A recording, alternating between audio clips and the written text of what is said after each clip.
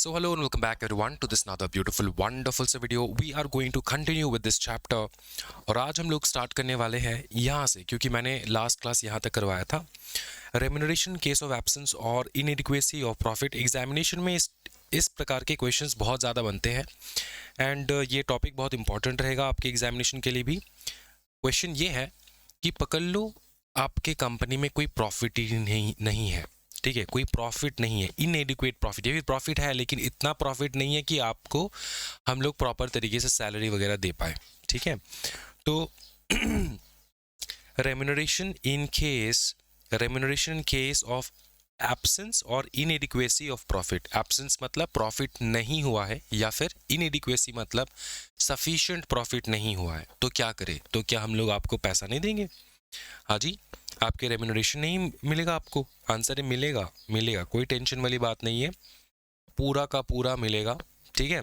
अच्छा, किन के बारे में बात हो रहा है यहाँ पे? केएमपी के बारे में बात हो रहा है। क्या बताओ? केएमपी के बारे में बात हो रहा है, मैनेजरियल पर्सन के बारे में बात हो रहा है, ठीक है। चैप्टर पर है केएमपी एंड मैनेजरियल पर्सन के बारे में बात हो रहा है, अदर डायरेक्टर्स के बारे में बात हो रहा है, समझ में आ रहा है?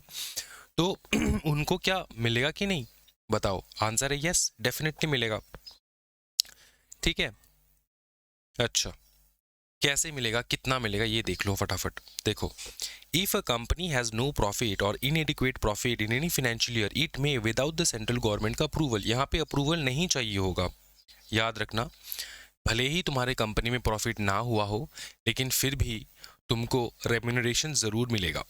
तुम कौन हो? मैं हूँ मैनेजिंग डायरेक्टर, मैं हूँ होल टाइम डायरेक्टर, मैं हूँ मैनेजर, मैं हूँ केएमपी, ठीक है। समझ में आ रहा है? तो कितना मिलेगा? देखो, remuneration up to the limit based on the effective capital, कि तुम्हारे कंपनी का कैपिटल कितना है उसके बेसिस पे तुमको मिलेगा, ठीक है। अच्छा, ये जो लिमिट है इससे ज्यादा अगर आपको देना है तो क्या करना होगा ये मैं तुमको बताऊंगा। लेकिन यहाँ पे अगर तुम्हारे कंपनी में कोई प्रॉफिट ना भी हुआ हो लेकिन फिर भी तुम दे पाओगे, कितना दे पाओगे? देखो फटाफट, इफेक्टिव कैपिटल अगर नेगेटिव है और लेस देन 5 करोड़ है, इफेक्टिव कैपिटल बताओ क्या नेगेटिव है या फिर लेस देन 5 करोड़ है, तो तुम कितना दोगे मैनेजरियल पर्सन को? Limit of yearly remuneration 60 lakh तुम दे सकते हो पर ईयर, ठीक है। मतलब उस साल में 60 लाख रेम्यूनरेशन तुम दे सकते हो, समझ में आ रहा है? ओके। ये है मैनेजरियल पर्सन का, ठीक है। अदर डायरेक्टर्स का जो होगा वो होगा 12 लाख। इसमें डिफरेंस क्या है? मैनेजरियल पर्सन में क्या कौन आता है बताओ फटाफट? मैनेजरियल पर्सन में एमडी आते हैं, मैनेजिंग डायरेक्टर आते हैं, होल टाइम डायरेक्टर आते हैं, ये है मैनेजरियल पर्सन के लिए, ठीक है। एंड जो बाकी डायरेक्टर्स है उनको, अदर डायरेक्टर्स को 12 लाख। क्या ये समझ में आ रहा है दोस्तों? हाँ जी, 12 लाख, ठीक है। अदर डायरेक्टर्स समझ में आ रहा है? जो कि एमडी नहीं है, होल टाइम डायरेक्टर नहीं है, for example non executive directors या फिर इंडिपेंडेंट डायरेक्टर, वो वगैरह, ठीक है। तो तुमको याद कैसे रखना है? याद तुमको ये रखना है, मैनेजरियल पर्सन है तो मैनेजरियल पर्सन में कौन कौन आते हैं? एमडी आ जाता है एंड होल टाइम डायरेक्टर आ जाते हैं जो कि एग्जीक्यूटिव डायरेक्टर्स आते हैं। एंड यहाँ पे जो नॉन एग्जीक्यूटिव डायरेक्टर्स है, इंडिपेंडेंट डायरेक्टर्स है, उनका कितना रेम्यूनरेशन वो लोग लेंगे, ठीक है। अदर डायरेक्टर्स में आते हैं 12 लाख और यहाँ पे 60 लाख। क्या ये समझ में आ रहा है दोस्तों? अगर पकड़ लो 5 करोड़ से लेकर 5 करोड़ तक का तो तुम्हारा कैपिटल है, इफेक्टिव कैपिटल है 5 crore and but less than 100 crore, लेकिन 100 करोड़ से कम है तो 120 लाख का तुम दे सकते हो रेम्यूनरेशन। एंड अदर डायरेक्टर्स को कितना दे सकते हो बताओ? सॉरी, ये वाला 84 लाख दे सकते हो एंड 17 लाख दे सकते हो। क्या ये समझ में आ रहा है दोस्तों? 84 लाख एंड 17 लाख। उसके बाद अगर 100 करोड़ से लेकर 25 करोड़ तक, 250 करोड़ तक अगर तुम्हारा इफेक्टिव कैपिटल है तो तुमको 120 लाख तक दे सकते हो to all the managerial person and 24 lakh to the other directors. क्या ये समझ में आ रहा है? अगर 250 करोड़ से ज्यादा है, 250 करोड़ से ज्यादा तो 120 लाख दे सकते हो, जो अपर लिमिट है यहाँ पे 120 लाख प्लस कितना और एक्सेस दे सकते हो? 0.1% एक्सेस ओवर 250 करोड़, मतलब 250 करोड़ के ऊपर, समझ में आ रहा है? 250 करोड़ के ऊपर, ठीक है, एक्सेस ओवर 250 करोड़। देखो समझो इस चीज को, 250 करोड़ तक है तो तुम कितना दे पाओगे? लेस देन 250 करोड़ ना, तो 120 लाख तुम दे पाओगे। 250 करोड़ मतलब क्या? 249 करोड़ भी पहुंच जाए तो तुमको 120 लाख तुम दे सकते हो, है ना। लेकिन यहाँ पे याद रखना 250 करोड़ अगर पहुंच जाए तो तुमको 120 लाख ही देना है, एंड 250 करोड़ एंड अबव मतलब इसके ऊपर जितना भी कमाई हो रहा है, फॉर एग्जांपल 252 करोड़, ठीक है, तो यहाँ पे 2 करोड़ एक्स्ट्रा है ना, 252 करोड़, तो 2 करोड़ एक्स्ट्रा है। इस 2 करोड़ के ऊपर तुमको मल्टीप्लाई करना है 0.01%, 0.01%, क्या बताओ, तो तुम दे पाओगे 0.0002 ऑफ द एक्सेस अमाउंट, कितना एक्सेस अमाउंट निकल रहा है उतना, ठीक है। तो 0.2 करोड़ का अगर तुम 0.01% करोगे तो 20,000 रुपीज निकल रहा है, कितना बताओ, 20,000 रुपीज। इसी प्रकार से कैलकुलेशन होता है, क्या ये समझ में आ रहा है दोस्तों? तो 20 इस प्रकार से कैलकुलेशन होगा, याद रख पाओगे, एग्जामिनेशन में क्वेश्चन बन सकता है, केस स्टडी वगैरह, ठीक है। टेस्ट सीरीज में तो मैं क्वेश्चंस वगैरह टेस्ट के लिए मैं प्रॉपर तरीके से करवा देता हूँ, ठीक है। अच्छा, 24 लैक्स ये हो चुका है, और जो अदर डायरेक्टर्स होंगे उनके लिए 24 lakhs plus 0.01% of excess over 250 crore, 250 crore के ऊपर जितना भी पैसा रहेगा उसके ऊपर 0.1%, 0.01%, 0.1 नहीं, याद रखना 0.01% आपको मल्टीप्लाई करके निकालना है, जितना भी निकल रहा है उतना तुम दे सकते हो एज अ रेम्यूनरेशन। चलो ये समझ में आ चुका है इन केस ऑफ एडिक्वेसी। अब अगर तुमको जो ये वाला लिमिट है ना, इसको फॉलो ही नहीं करना है, तुम बहुत ग्रीडी हो चुके हो, तुम ऐसे डायरेक्टर हो जो तुम फर्क नहीं पड़ता कंपनी में कितना प्रॉफिट हो रहा है, कितना लॉस हो रहा है, इनएडिक्वेट प्रॉफिट है या फिर नेगेटिव में प्रॉफिट है, क्या हो रहा है नहीं हो रहा है, तुमको कोई इससे मतलब नहीं, तुमको चाहिए बहुत ज़्यादा पैसा, तुमको रेम्यूनरेशन बहुत ज़्यादा लेना है, ठीक, इस लिमिट से ज़्यादा लेना है, इस लिमिट से ज़्यादा लेना है तुमको रेम्यूनरेशन। तो तुमको क्या करना होगा, क्या ले पाओगे? आंसर है यस, ले पाओगे। तुमको एसआर पास कर देना होगा, क्योंकि तुमको मेंबर्स का अप्रूवल चाहिए होगा ना, सारे मेंबर्स अगर एग्री करे तुम्हारे कंपनी में, एसआर पास करके तुम इससे भी ज़्यादा ले सकते हो। Exceeding limit, if the company wants to pay more than this limit it requires a special resolution. क्या ये समझ में आ रहा है? ठीक है, ओके। अच्छा, तो एक इलस्ट्रेशन है यहाँ पे, तुमको इसको घर में बैठ के रीड करना है, आराम से समझ में आ जाएगा। अच्छा, एक होता है remuneration for professional capacity, professional capacity पकड़ ले, तूने किसी प्रकार का professional out of your managerial capacity तूने कुछ प्रोफेशनल वर्क कर दिया कंपनी के लिए, कुछ एडवाइस वगैरह, एक्स्ट्रा एडवाइस एंड ऑल, ठीक है, एक्स्ट्रा जगह पे एक्स्ट्रा काम कर दिया तुमने, तो तुम्हारे प्रोफेशनल, तुमने बहुत सारे डिग्री ले रखा है, तुम्हारा प्रोफेशनल कैपेसिटी बहुत ज़्यादा है, तो तुमने कुछ आउट ऑफ योर वर्क का जो स्कोप है उस स्कोप के बाहर जाके तुमने कुछ काम कर दिया है कंपनी के लिए, क्या उसके लिए तुम पैसा ले सकते हो? आंसर है यस। देखो, if a managerial person or the other director acts in a professional capacity they can be remunerated as per the limit in the above, ठीक है, तो तुमको रेम्यूनरेशन मिल सकता है ऊपर वाले लिमिट को ध्यान में रखते हुए, ठीक है, ऊपर वाले कौन से लिमिट? ये वाले लिमिट, इससे ज़्यादा नहीं। तो तुम्हारा अगर पकड़ लो 17 लाख पहुंच रहा है फॉर एग्जांपल, या फिर 84 लैक्स पहुंच रहा है, तो तुम्हारा पकड़ लो 80 लाख नॉर्मल रेम्यूनरेशन निकल रहा है तुम्हारा, और बाकी जो तुमने प्रोफेशनल कैपेसिटी में किया है तुमने 4 लाख एक्स्ट्रा ले लिया उसके लिए, तो 84 का जो है लिमिट तुम्हारा पहुंच गया है, इससे ज़्यादा तुम कर नहीं सकते, वो तो स्पेशल रेजोल्यूशन पास करना होगा। तो तुम्हारा प्रोफेशनल कैपेसिटी में जो तुम्हारा रेम्यूनरेशन बन रहा है वो तुम इस 84 लैक्स के अंदर ही, लिमिट के अंदर रह के ही तुमको लेना होगा। क्या है समझ में आ रहा है? अगर इससे ज़्यादा लेना है तो तुमको स्पेशल रेजोल्यूशन पास करना है, बस इस चीज़ को ध्यान में रखना है, और क्या, डिफिकल्ट थोड़ी ना है, बहुत सी सिंपल सा बात है। समझ लो कोई 3-4 बंधु है, ठीक है, किसी एक का जो है मंशा जो है, मतलब उसका भूख बहुत ज़्यादा है और उसको बहुत ज़्यादा जो है रेम्यूनरेशन लेना है, ठीक है, तो कंपनी लॉ ने क्या कहा, बोला कि तुम अगर मैनेजरल कैपेसिटी में मैनेजरल पर्सन हो तुम, तो एग्जीक्यूटिव डायरेक्टर्स में आते हो, मैनेजर पर्सन हो, तो तुम अच्छे खासे ले सकते हो इस लिमिट में ध्यान में रखते हुए। अगर अदर डायरेक्टर्स के लिए ये ले सकते हो, लेकिन अगर तुमने मैनेजरल कैपेसिटी में भी काम किया हो, प्रोफेशनल कैपेसिटी में भी तुमने काम किया हो और वहाँ पे भी तुमने रेम्यूनरेशन की आशा कर रहे हो, तो भी इस लिमिट के अंदर तुमको रह के लेना होगा। लेकिन वो जो बंधु है वो बहुत ग्रीडी है, उसने कहा मेरे को और ज़्यादा चाहिए, तो और ज़्यादा चाहिए तो मेंबर्स से अप्रूवल ले लो। तुम्हारा कंपनी है, तुम्हारे मेंबर्स का कंपनी, उनको अगर ज़्यादा देना है तो दे सकता है, हम क्या कर लेंगे इसमें, है ना, कंपनी लॉ कहता है कि हम क्या कर लेंगे, मैं तुम्हारे जो शेयर होल्डर्स है उन्होंने अगर स्पेशल रेजोल्यूशन पास करके तुमको ज़्यादा दे दिया तो हमको क्या दिक्कत है, हमको कोई दिक्कत नहीं है, ठीक, क्या ये समझ में आ रहा है? एक चीज़ तुमको ध्यान में रखना है, अगर तुमने प्रोफेशनल कैपेसिटी में काम किया हो ठीक है, तुम ले सकते हो, ठीक है, इवन विद इनएडिक्वेट प्रॉफिट भी तुम ले सकते हो, लेकिन कुछ चीज़ों के बारे में ध्यान में रखना होगा। तुम रेम्यूनरेशन ज़रूर ले सकते हो फॉर प्रोफेशनल कैपेसिटी वाले वर्क, लेकिन कुछ चीज़ों को ध्यान में रखना होगा। ये चीज़ अगर तुमने सेटिस्फाई कर लिया तब जाके तुम प्रोफेशनल कैपेसिटी में जो भी काम करे उसके लिए रेम्यूनरेशन तुमको मिल सकता है। वो है ये, they have no interest in the capital of the company और इट्स होल्डिंग सब्सिडरी डायरेक्टली और इनडायरेक्टली और थ्रू स्टैट्यूटरी स्ट्रक्चर्स। किसी प्रकार का इंटरेस्ट नहीं है तुम्हारा कंपनी के कैपिटल के ऊपर, ठीक है। अगर ऐसा है तब जाके तुम ले सकते हो क्या, प्रोफेशनल कैपेसिटी वाले रेम्यूनरेशन। ठीक, उसके बाद they have no direct indirect interest और related to directors promoters. Director promoter के साथ कोई भी प्रकार का रिलेशन तुमने नहीं रखा हो, किसी प्रकार का इंटरेस्ट नहीं है, ना तो तुम्हारा चाचा है ना तो तुम्हारा ताऊ है, कोई नहीं है। क्या ये समझ में आ रहा है दोस्तों? इस चीज़ का तुमको ध्यान में रखना होगा, ठीक। उसके बाद they possess graduate level qualification with expertise and specialised knowledge. अगर तुम्हारे पास ग्रेजुएट लेवल का क्वालिफिकेशन हो एंड एक्सपर्टीज हो, स्पेशलाइज्ड नॉलेज हो, तभी जाके ना तुमको प्रोफेशनल कैपेसिटी में तुमको रेम्यूनरेशन मिलेगा दोस्तों। फिर आता है exception for capital interest, holding shares not less than 0.5%। अब कैपिटल इंटरेस्ट क्या होता है? कैपिटल इंटरेस्ट का मतलब ये होता है कि तुमने कंपनी का शेयर्स खरीद के रखा हो कि नहीं। तो तुमको कंपनी का शेयर्स नहीं खरीदना है, लेकिन एज अ डायरेक्टर तुम कंपनी के शेयर्स नहीं खरीद के कैसे बैठ सकते हो? तुमने डेफिनेटली कहीं ना कहीं कैसे ना वैसे करके तुमने कंपनी का शेयर्स जो है तुमने खरीद के रखा हो, ठीक है ना।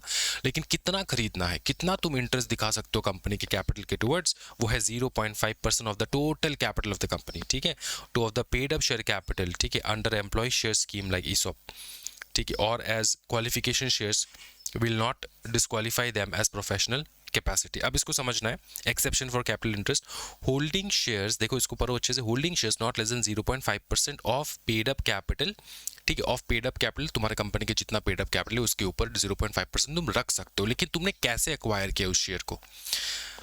अंडर कहा गया under employ share scheme, ESOP के तहत तुमको मिला है एम्प्लॉय शेयर स्कीम, ठीक है, ईसॉप के तहत तुमको मिला हो वो शेयर्स, तब जाके तुमने डायरेक्टली नहीं खरीदा हो, ईसॉप के तहत तुमको मिला हो, और as qualification shares will not disqualify them as professional capacity, ठीक है। अब देखो क्वालिफिकेशन शेयर क्या होता है ये भी तुमको समझना होगा। क्वालिफिकेशन शेयर उच्च लेवल का नॉलेज देने वाला हूँ तुमको, ठीक है। बहुत सारे टीचर्स ये वाले पोर्शन जो है ना स्किप कर देते हैं, तो तुमको समझना इस चीज़ को। यहाँ पे तो बेटा हम एक भी वर्ड स्किप नहीं करेंगे। क्वालिफिकेशन शेयर क्या होता है? देखो तुमको अगर डायरेक्टर बनना है ना, कंपनी अपने आर्टिकल्स में लिख देता है कि अगर कोई भी बंदा एज अ डायरेक्टर बैठना चाहता है, ठीक है, बैठना चाहता है, तो उनको एक minimum certain number of shares खरीद के रखना होगा कंपनी का। क्या बताओ? Certain number of shares, article of association में लिखा होता है कि सर्टेन नंबर ऑफ शेयर्स तुमको रखना है तुम्हारे पास एज पर सेक्शन 154, ठीक है। तो ये कंसेप्ट आता है सेक्शन 154 से। थोड़ा बहुत शेयर तुमको रखना होगा, कंपनी का खरीदना होगा, उसको कहा जाता है क्वालिफिकेशन शेयर। अगर तुम उतना शेयर नहीं खरीदे तो तुम डायरेक्टर नहीं बन पाओगे। क्या ये समझ में आ रहा है ना दोस्तों? ठीक है, समझ में आ रहा है? तो ये इसको कहा जाता है क्वालिफिकेशन शेयर। अब बात ऐसा है कि ऐसा मैंडेटरी नहीं है कि तुमको, मतलब हर एक कंपनी के आर्टिकल्स में ऐसा लिखा हो कि तुमको शेयर खरीदना ही है, एक क्वालिफिकेशन शेयर खरीदना है, ऐसा नहीं होता है, ठीक है। हर कंपनी में नहीं लिखा होता, लेकिन ये एक प्रकार का लिबर्टी दे रखा है कंपनी को कि तुम अपने आर्टिकल्स में, कंपनी लॉ ने लिबर्टी दे रखा है, तुम अपने आर्टिकल्स में लिख सकते हो, ये कोई टेंशन वाली बात नहीं है, ठीक है। तो अगर ऐसा तुम्हारे कंपनी के आर्टिकल्स में है क्वालिफाइंग शेयर्स, तो उन शेयर्स को तुमको खरीदने के लिए तुम कंपनी से खरीदोगे, इन शेयर्स को तुमने खरीदा, कोई टेंशन वाली बात नहीं है।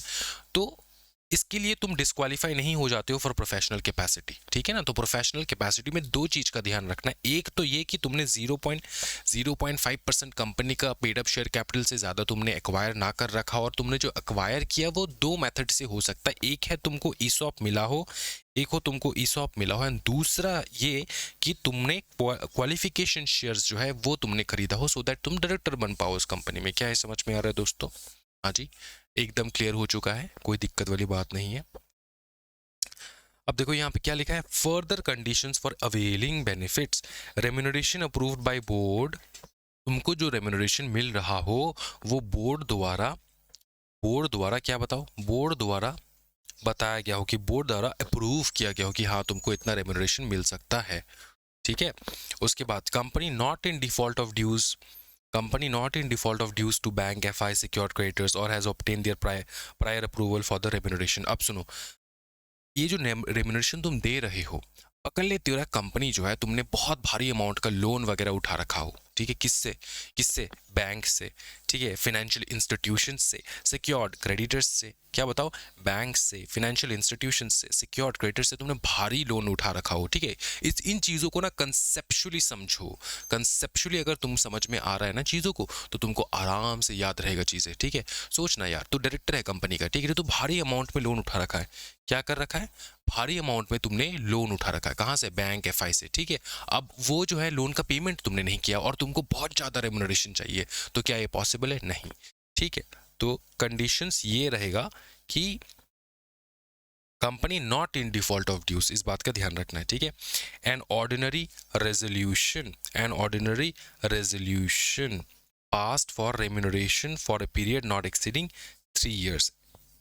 ये किसके लिए है, ये ऑर्डिनरी रेजोल्यूशन किस चीज के लिए है, ये ऑर्डिनरी रेजोल्यूशन किस चीज के लिए बताओ बेटा।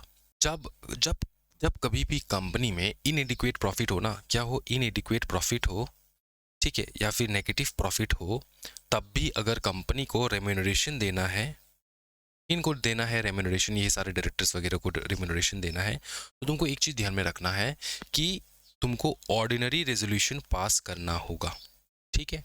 लिमिट के अंदर अगर तुमको देना है तो, क्या बताओ, लिमिट के अंदर तुमको देना है तो ऑर्डिनरी रेजोल्यूशन 50% मेजॉरिटी, 50% तुम्हारा वोट आ जाएगा तो ऑर्डिनरी रेजोल्यूशन पास हो जाएगा। लेकिन अगर तुमको लिमिट से बाहर देना है, लिमिट से बाहर देना है, लिमिट, यह है लिमिट, ठीक है, यह है लिमिट, ठीक है, लेस देन लिमिट, लिमिट तक अगर देना है तो ऑर्डिनरी रेजोल्यूशन, अगर लिमिट से ज्यादा देना है तो स्पेशल रेजोल्यूशन, इस बात का ध्यान रखना, ठीक है। अब ये जो चीज है एक्सीडिंग 3 years, इसका मतलब क्या होता है कि ये जो रेजोल्यूशन पास करेंगे ना, ये 3 साल के लिए एक बार पास कर सकते हो तुम, मतलब एक बार अभी पास किए ना तो 3 साल चलेगा, कोई टेंशन वाली बात नहीं है, ठीक है, समझ में आ रहा है, ठीक है, कोई टेंशन वाली बात नहीं है, ओके, फिर तो हो गया, फिर तो कोई टेंशन वाली बात ही नहीं है। उसके बाद देखो, अच्छा ये तो statement given to share holders with the general meeting notice containing specific information, मतलब शेयर होल्डर्स को जो स्टेटमेंट दिया जाएगा कि कंपनी में इनएडिक्वेट प्रॉफिट वगैरह है, वगैरह वगैरह एंड ऑल दैट, ठीक है, ठीक है। चलो इसको इग्नोर करो, इसको इंपॉर्टेंट नहीं है, ये तुम्हारे एग्जामिनेशन के लिए। अभी कंपनी लॉ में तो बहुत कुछ लेगा, कौन सी चीज के ऊपर फोकस करना है वो, तुमको लग रहा होगा कि एग्जीक्यूटिव में कंपनी लॉ सीख के तुमने पूरा कंपनी लॉ का महारथी बन जाओगे, ऐसा नहीं होता है। एक चीज मैं तुमको समझाना चाहता हूँ, दुनिया का सबसे बड़ा से बड़ा टीचर तुमको एग्जीक्यूटिव में कंपनी लॉ पूरा नहीं सिखा पाएगा। क्यों नहीं सिखा पाएगा, क्योंकि उसका रिक्वायरमेंट ही नहीं है कि तुम कंपनी लॉ को पूरा का पूरा सीख के बैठ जाओ। कंपनी लॉ तुम्हारे लाइफ का एक क्रूशियल अमाउंट ऑफ ईयर्स तुमको इन्वेस्ट करना होगा, तब जाके तुम इस चीज पे एक्सपर्टीज गेन करोगे। तुम जब प्रोफेशनल पास कर लोगे तब भी कंपनी लॉ में तुमने महारथी हासिल नहीं कर पाओगे। हासिल तब कर पाओगे जब तुम प्रोफेशनल पास कर लोगे ना, तो उसके बाद भी जब तुम काम करने जाओगे तब तुमको चीजें धीरे धीरे और नई नई चीजें सीखोगे। तो तुमको मतलब एग्जामिनेशन पॉइंट ऑफ व्यू के लिए मैं अगर तुमको बताऊं, तुमको फोकस करना है उस एरिया के ऊपर जो एरिया तुम्हारे एग्जीक्यूटिव के लिए इंपॉर्टेंट है। एग्जीक्यूटिव में सीखोगे, प्रोफेशनल में सीखोगे, ट्रेनिंग में सीखोगे, इन लाइफ सीखोगे, तब जाके तुम्हारा 10 साल कम से कम काम करोगे प्रॉपरली, तब जाके तुम कंपनी लॉ में पूरा का पूरा एरियाज तुम टच कर पाओगे कंपनी लॉ का। क्या ये समझ में आ रहा है ना? तो ऐसा नहीं समझना है कि किसी टीचर ने कह दिया कि हाँ हम पूरा सिखा देते, हम पूरा ये कर देते, ये तुमको मतलब क्या कहे, ये प्रोमोशनल बेसिस पे वो लोग कहते हैं, ऐसा नहीं होता है। तुमको फोकस करना है उन चीज़ों के ऊपर जो एग्जामिनेशन पर्सपेक्टिव के लिए इंपॉर्टेंट है। ठीक है, इधर आ जाओ।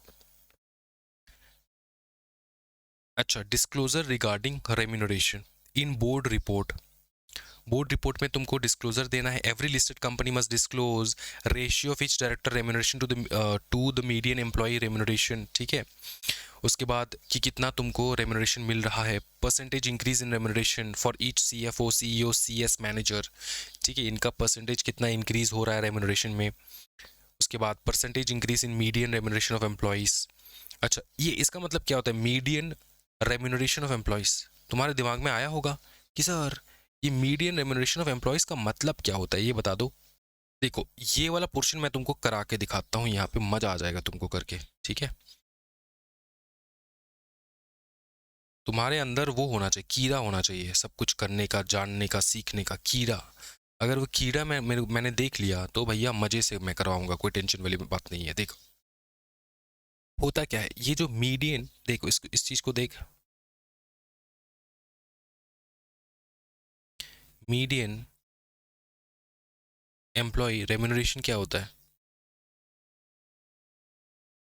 और इस चीज के जो रेशियो है जिसके बारे में यहाँ बात हो रहा है, ratio of each director remuneration to the median, to the, इस वर्ड को याद रखना, to the median employ remuneration. Median employ remuneration होता क्या है, सबसे पहले वो तो समझ। मीडियन एम्प्लॉय रेम्यूनरेशन, ठीक है, ये न्यूमेरिकल वैल्यू होता है। मीडियन तो तेरे को पता है, मीडियन नहीं किए छोटे बड़े क्लास में। मीडियन क्या होता है, मीडियन, इसको लिख ले, अगर याद रहेगा तो बहुत अच्छी बात है। Median is the numerical value, separate करता है किस चीज को, separating the higher half, the higher half, higher half from the lower half, from the lower half, lower half, higher half and lower half को जो तुमको सेपरेट करता है वो निकलता है मीडियन, ठीक है। अब देख इसको कैसे निकालना है। अब जितने भी एम्प्लॉयज होंगे ना, उनको असेंडिंग ऑर्डर में तुम्हारा उनका क्या करना होगा बताओ, असेंडिंग ऑर्डर में तुम्हारा उनका रेम्यूनरेशन लिखना है। फॉर एग्जाम्पल किसी ने 10 रुपये कमाया, किसी ने 8-9 रुपये कमाया, किसी ने, अच्छा असेंडिंग है तो मैंने डिसेंडिंग लिख दिया, चल किसी ने 1 रुपये कमाया, किसी ने 2, किसी ने 3, किसी ने 4, किसी ने 3, 4, 4, 5, 6, 7, 8, 9, 10, ठीक, 10 रुपये, समझ में आ रहा है।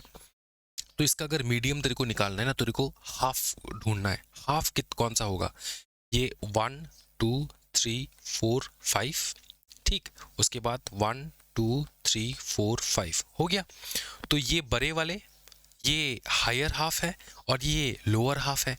ये वाले जो है हायर हाफ है और ये वाले जो है लोअर हाफ है। ये तेरे को समझ में आ रहा है। तो 5 और 6 के जो मिडिल में आएगा वो, तो इसको कैसे निकालेंगे, तुमको करना सिंपल ये है कि 5 को तुमको 6 के साथ क्या कर देना है बताओ, प्लस कर देना है एंड डिवाइड कर देना है विद 2। क्या निकलता है बेटा, 5.5 निकलेगा दोस्तों, 5.5। तो ये तुम्हारा हो गया मीडियन वैल्यू। क्या है, समझ में आ रहा है। अब सुनो, खत्म नहीं हुआ यहाँ पे, यहाँ पे खत्म नहीं हुआ, यहाँ तो शुरू हुआ है दोस्तों, ठीक है। देखो अब ये हो गया तुम्हारा मीडियन रेम्यूनरेशन, मीडियन एम्प्लॉय का रेम्यूनरेशन, ठीक है। ये हो गया तुम्हारा मीडियन एम्प्लॉय का रेम्यूनरेशन। अब लिखा क्या है, लिखा ये है टू द, देखो इस चीज को अच्छे से समझो, ratio of each directors remuneration किसके साथ कंपेयर करेगा, to the median employ remuneration, to the median. तो इस प्रकार से तुमको मीडियन निकाल लेना है एंड इसको कंपेयर करना है डायरेक्टर्स के रेम्यूनरेशन के साथ, ठीक है, डायरेक्टर्स के रेम्यूनरेशन के साथ। अब इसको करेंगे कैसे, सिंपल चीज मैं तेरे को यहाँ पे डायरेक्टली बता देता हूँ, ठीक है। एग्जाम्पल के तौर पे पकड़ ले, median employ remuneration, median employ remuneration निकला फॉर एग्जाम्पल 5 लाख, कितना निकला बता, 5 लाख पर ईयर, ठीक है, 5 लाख निकला। अब डायरेक्टर ए का रेम्यूनरेशन, ठीक है, डायरेक्टर ए का एस रेम्यूनरेशन कितना पकड़ ले 50 लाख, ठीक है, 50 लाख निकला, 50 लाख पर ईयर। उसके बाद डायरेक्टर 20 रेम्यूनरेशन पकड़ ले 25 लाख, क्या बताओ बेटा, 25 लाख, ठीक है। तो मीडियन एम्प्लॉय रेम्यूनरेशन कैसे निकालना है ये तो मैंने तेरे को सिखा दिया, ये निकाल देना है। निकालने के बाद अब कैलकुलेशन कैसे करेंगे, रेशियो कैसे निकालेंगे, रेशियो ऐसे निकालेंगे, टू द, इसको फिर से रीड कर, ratio of each director remuneration to the median employ remuneration. देख ratio of each director remuneration, तो डायरेक्टर का रेम्यूनरेशन पकड़ लिया, डायरेक्टर ए का रेम्यूनरेशन निकालते हैं हम लोग, निकाला हो चुका है, तो इसका रेशियो निकालेंगे हम लोग। क्या निकालेंगे? रेशियो निकालेंगे। रेशियो कैसे निकालेंगे? Directors remuneration to the median, तो इसको कैसे लिखना है? 50 ये है डायरेक्टर का रेम्यूनरेशन दोस्तों, टू द 5 लाख जो तुम्हारा क्या था बताओ, मीडियन एम्प्लॉय रेम्यूनरेशन जो है ये। क्या समझ में ना? इसका अगर रेशियो निकालोगे तुम, फटाफट रेशियो निकालते हैं हम लोग, कैलकुलेटर ले लो हाथ में। 10.1, ठीक है, 10.1 टाइम्स, 10.1 टाइम्स, ठीक है, इसको ऐसे लिखना है 10.1, इसका मतलब क्या? 10 टाइम्स, 10 पॉइंट नहीं sorry 10:1, 10 times, 10 times the median, ठीक है, ठीक है। तो डायरेक्टर को किस रेशियो में मिल रहा है? 10 टाइम्स द मीडियन, ठीक है, 10 टाइम्स द मीडियन। इसको अगर क्रॉस चेक करना है तो क्रॉस चेक करना है कि 10 टाइम्स द मीडियन सच्ची में है कि नहीं, तो तुमको करना ये है कि तुमको जो ये है इसके साथ इंटू 10 कर देना है, तो तुमको तुम्हारा निकल जाएगा, है ना, 50 लाख। क्या समझ में आ रहा है? अच्छा, ये 5 लाख के साथ 10 करोगे तो 50 लाख, तो 10 टाइम्स, 10 टाइम्स 10, 10 इंटू का मतलब होता है टाइम्स द मीडियन, ठीक है, मीडियन, 10 टाइम्स द मीडियन। क्या समझ में आ रहा है? उसके बाद अगर तुम डायरेक्टर बी का करोगे ना, डायरेक्टर बी का रेम्यूनरेशन रेशियो निकालोगे तो कैसे होगा बताओ?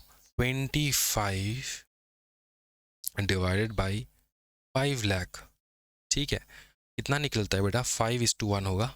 अगर वो 10:1 है, 5:1 होगा, तो ये 5 टाइम्स क्या होगा बताओ? क्या लिखोगे? 5 times the median, 5 times the median. अगर इसको क्रॉस चेक करना है तो कैसे कर लोगे? इसके साथ 5 को मल्टीप्लाई कर दोगे, सॉरी इसके साथ नहीं, किसके साथ करोगे दोस्तों? इसके साथ करोगे, इसके साथ करोगे, इसके 5 इंटू 5 कर लोगे, कितना होगा? 25, तो 25 निकल रहा है। समझ में आ रहा है? इस प्रकार से तुम निकालते हो रेशियो। एग्जामिनेशन में क्वेश्चन बन सकता है, बन भी सकता है, नहीं भी बन सकता है। मेरा ड्यूटी है तुमको सिखाना, मैंने सिखा दिया बेटा। घर में जितना ज़्यादा प्रैक्टिस करोगे उतना तुम लर्न कर पाओगे चीज़ों को, ठीक है। तो ये सारे तुमको जो डिटेल्स देने हैं उनको, ठीक है। Percentage increase in medium remuneration of employ, number of permanent employees कितने हैं, average percentile increase in salaries of non commercial employees versus managerial personal, affirmation that remuneration is as per company policy. Affirmation मतलब क्या? कि हाँ तुम बता रहे हो कि रेम्यूनरेशन जो हम लोग दे रहे हैं वो एज पर कंपनी पॉलिसी ही है, ठीक है। मीडियन तो यहाँ पे ये देख मीडियम का definition, the numerical value separating the higher half from the lower half in a sorted list of numbers, ठीक। Top 10 employees by remuneration, the board report must list the names of the top 10 employees, ठीक है। And every employee who top 10 employee 10 top 10 employees and every employee, मतलब top 10 employees का नाम बताना होगा, and also those employees जो कितना लेते हैं remuneration more than equals to 1.02 crore, ठीक है। जो कि through out the financial year काम कर रहा हो, या फिर अगर हाफ ईयर वो काम कर रहा है, part of the financial year काम कर रहा हो, जिसने 8.5 लाख, तकरीबन 8.5 लाख या फिर इक्वल्स टू 8.5 लाख से ज़्यादा या फिर इक्वल्स टू 8.5 लाख उन्होंने पर मंथ रेम्यूनरेशन उठाया हो, तो उनका नाम भी तुमको लिखना होगा। एम्प्लॉयड थ्रू आउट या फिर part of the year receive remuneration in excess of MD, अगर कोई ऐसा बंदा भी है जो एमडी से ज़्यादा, फुल टाइम डायरेक्टर से ज़्यादा, मैनेजर से ज़्यादा रेम्यूनरेशन उठा रहा है, holds more than equals to 2% of the equity share, तो उनके डिटेल्स भी तुमको देने होंगे, ठीक है। एग्जामिनेशन में ज़्यादा फेमस नहीं है ये वाला पोर्शन, ठीक है, तो टेंशन नहीं लेना है। अच्छा, इन एम्प्लॉयज़ का क्या क्या डिटेल देना होगा? Designation, remuneration, nature of employment, qualification, experience, commencement date कब है, एज क्या है, लास्ट एम्प्लॉयमेंट कहाँ पे था, इक्विटी शेयर्स कितना हेल्ड कर रहा है, रिलेशनशिप क्या है डायरेक्टर मैनेजर के साथ, ये सब कुछ डिटेल्स तुमको देना होगा। Particulars of employees working outside India, जो एम्प्लॉयज़ बाहर हम लोग भेज देते हैं, यहाँ के कंपनी बाहर में भेज रहे काम करने के लिए, ठीक है, are not circulated in the board report but are filed with ROC and available on specific share holders request. तो जो बाहर काम कर रहे हो एम्प्लॉयज़, उनके डिटेल्स बोर्ड रिपोर्ट में नहीं आते, लेकिन जो है अगर कोई शेयर होल्डर उनका इन्फॉर्मेशन निकालना चाहे तो निकाल सकते हैं। आरओसी को डेफिनेटली उनके डिटेल्स जो है पहुंच जाते हैं टू आरओसी, उनका डिटेल्स एंड रिकॉर्ड जो है आरओसी के पास पहुंच जाता है, रजिस्ट्रार ऑफ कंपनीज के पास पहुंच ही जाता है, ठीक है, इस बात का ध्यान रखना। अच्छा, अच्छा, सेबी का LODR, SEBI listing application disclosure requirement करा होगा तुम लोगों ने। अंडर सेबी एलओडीआर रेगुलेशन 2015 क्या बताए कि शेयर होल्डर्स अप्रूविंग, यह है नॉन एग्जीक्यूटिव डायरेक्टर्स के लिए, ठीक है। Share holders approving by special resolution if annual remuneration to single non executive director exceeds 50% of total annual remuneration payable to all non-executive director. तो शेयर होल्डर का क्या लेना होगा, अप्रूवल लेना होगा बाय स्पेशल रेजोल्यूशन। पकड़ ले कोई भी ऐसा नॉन एग्जीक्यूटिव डायरेक्टर हो जिसका रेम्यूनरेशन बेटा 50% of the total annual remuneration payable to all the non executive director. मतलब पकड़ ले कंपनी में बहुत सारे नॉन एग्जीक्यूटिव डायरेक्टर है, ठीक है, नॉन एग्जीक्यूटिव डायरेक्टर है। अब कोई एक डायरेक्टर, इसका रेम्यूनरेशन इक्वल्स टू 50% से ज़्यादा, मोर देन 50% रेम्यूनरेशन ले रहा हो। अच्छा, 50% किसके साथ कंपैरिजन करेंगे, ये जो बाकी के नॉन एग्जीक्यूटिव डायरेक्टर है इनका जो पूरा साल का रेम्यूनरेशन है, इनको मिला के अगर ये अकेला बंदा उनसे ज़्यादा 50, उनका पूरा टोटल रेम्यूनरेशन का 50% से ज़्यादा वो अकेला उठा रहा है, तो तुमको डिस्क्लोजर देना होता है, स्पेशल रेजोल्यूशन पास करना होता है, ठीक। अच्छा, shareholders approval by special resolution if annual remuneration for one executive director exceeds 5 crore or 2.5% of net profit, aggregate annual remuneration for more than one such director exceeds 5% of the net profit। तो ये रहेगा तुम्हारा executive के लिए। Non executive के लिए भी मैंने बता दिया है, ठीक है। अगर कोई भी एग्जीक्यूटिव डायरेक्टर हो जो 5 करोड़ या फिर 2.5 करोड़ नेट प्रॉफिट से ज़्यादा, 2.5 करोड़ ऑफ द नेट प्रॉफिट से ज़्यादा, whichever is higher, remuneration उठा रहा हो, या फिर और more than one such director, aggregate an annual remuneration for more than one such director exceeds 5% of the net profit, company का नेट प्रॉफिट के 5% से ज्यादा वो रेम्यूनरेशन उठा रहा है, तो इसके लिए भी क्या लगे बताओ फटाफट, स्पेशल रेजोल्यूशन, ठीक है। चलो, insurance premium is not treated as part of the remuneration, याद रखना। अच्छा, क्या तुम कमीशन अदर कंपनी से कमीशन उठा सकते हो, आंसर यस, तुम डिस्क्वालीफाई नहीं होते, not disqualified from receiving remuneration और commitment from any holding of subsidiary, ठीक है, उठा सकते हो। अब ये तुम पूछोगे सर हमारे कंपनी का एमडी दूसरे कंपनी में क्या कर रहा है, बेटा एक डायरेक्टर कितने कंपनी में हो सकता है, डायरेक्टर बता ना, एक डायरेक्टर कितने कंपनी में डायरेक्टर हो सकता है, हाँ बता। 20 और 10 का प्रोविजन याद है ना, 20 प्राइवेट 10 पब्लिक, याद आ रहा है कुछ, हाँ जी बता दे फटाफट। 10 पब्लिक 20 टोटल, और 10 पब्लिक 10 प्राइवेट भी हो सकता है, हाँ बताओ। डोमेट कंपनी कवर नहीं होता, सेक्शन 8 कंपनी कवर नहीं होता, याद आ रहा है कुछ, तो वो तो बेटा हम लोगों ने कर रखा है ऑलरेडी, याद कर लो, जितना ज़्यादा रिवीजन करोगे उतना ज़्यादा याद आएगा। पेनल्टी क्या लगाओगे सर कंट्रावेंशन के लिए, बेटा क्या करेंगे, liable to penalty of ₹1 lakh, liable to penalty of ₹5 lakh company के ऊपर, एंड पर्सनल डिफॉल्ट के ऊपर। पर्सनल डिफॉल्ट कौन होता है, पर्सनल डिफॉल्ट मतलब जिस कारणवश गलती हुआ हो, जिस कारणवश किसी प्रकार का बताओ कॉन्ट्रावेंशन हुआ, जिसने कॉन्ट्रावीन किया हो इस प्रोविजन को, ठीक है, जो एग्जीक्यूट कर रहा हो उस काम को उसने कॉन्ट्रावीन किया, तो उनके ऊपर। क्या ये समझ में आ रहा है दोस्तों, ओके ब्रो, मजा आ रहा होगा। ये तो नॉर्मल चीज है ना, एडिशनल कंप्लायंसेस फॉर इनएडिक्वेट प्रॉफिट, मतलब तो तुमको फाइनेंशियल पोजीशन कंपनी का कंसीडर करना होगा, remuneration commission drawn individual in other capacity from other company, ये सोचना होगा, प्रोफेशनल क्वालिफिकेशन एक्सपर्टीज के बारे में सोचना होगा, अदर प्रिस्क्राइब मैटर्स के बारे में सोचना होगा, उसके बाद रेम्यूनरेशन देना होगा। Compensation for loss of office, a company में pay compensation for loss of office और retirement of MD, whole time director और मैनेजर, ठीक है।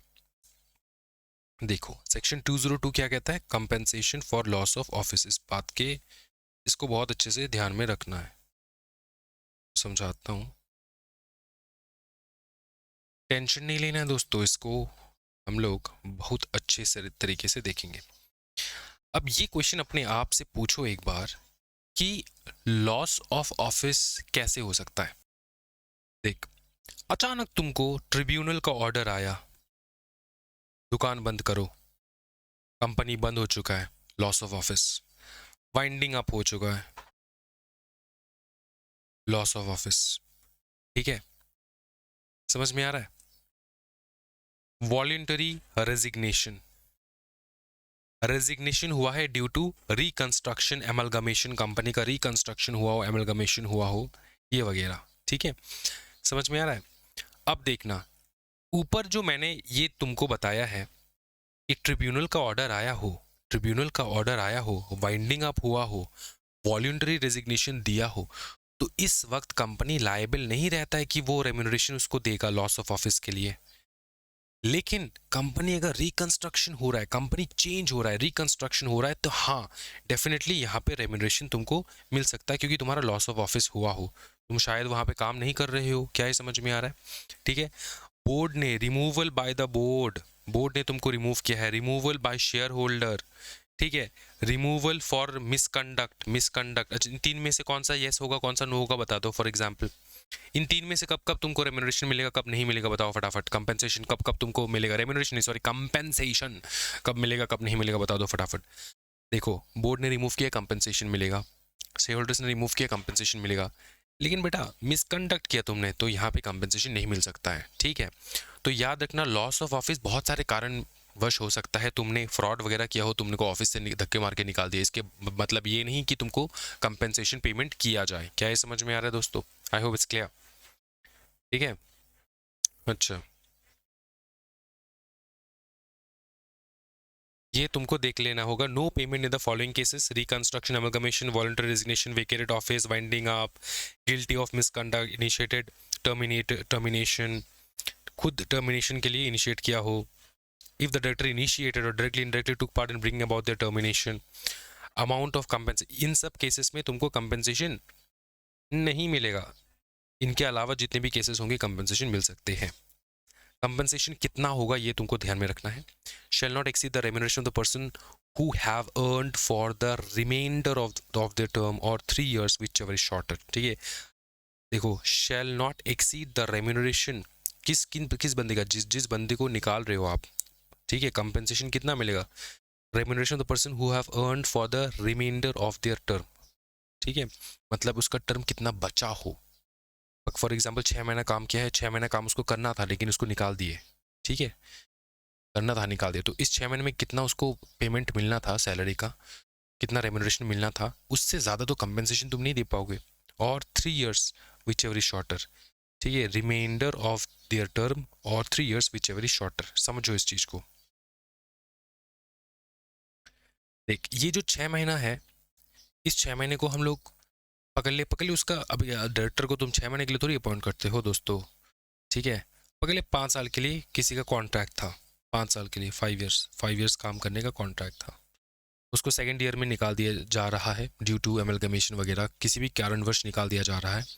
अब निकाल रहे हो, ठीक है, कितना टेन्योर बचा है उसका, कितना टेन्योर बचा है, हाँ जी बताओ, 3 साल बचा है, 3 साल बचा है। अब एक काम करते, इसको हम प्रॉपरली बनाने के लिए हम लोग इसको 1 कर देते हैं, ठीक है, फर्स्ट ईयर में ही उसको निकाल रहे हो तुम, कितना साल बचा है, 4 ईयर बचा है, 4 ईयर में उसको कितना रेम्यूनरेशन मिलेगा, XYZ, ठीक है, और 3 साल, 3 साल, तो 3 साल से ज़्यादा का रेम्यूनरेशन तुम एक्यूमुलेट करके उसको नहीं दे पाओगे एज कंपेंसेशन। याद रखना, whichever is lower, XYZ, ठीक है, इसका भी एक अमाउंट निकलेगा, इसका भी एक अमाउंट निकलेगा, which ever is lower, which ever is lower, which ever is मतलब लोअर, या फिर विच एवर इज शॉर्टर, मतलब 4 शॉर्टर है या फिर 3rd शॉर्टर है, शॉर्टर टाइम पीरियड कौन सा है, 3rd ना, तो इसी का जो निकलेगा अमाउंट वही तुम एज ए कंपेंसेशन दोगे।